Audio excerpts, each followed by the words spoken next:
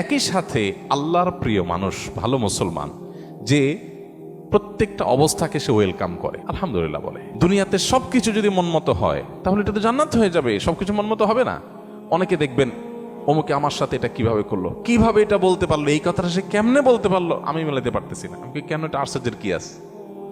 চামড়ার ঠোঁট দিয়ে সবই বলা যায়, বলছে, বোঝেন, এটা তো আমি আশা করি না। তা আপনি যা আশা করবেন সব মন মতোই যদি হয় তাহলে তো জান্নাত হয়ে যাবে। আপনার আশার বিপরীত কিছু হবে দেখেই তো দুনিয়া। না না, সে কিভাবে এটা আমারে বলতে পারলো, আমার মাথায় ধরতেছে না, কেমনে এটা বলতে পারলো। আরে কেমনে বলতে পারলো, আমি তো বলতে পারবো আপনাকে, কোনো ব্যাপার না তো।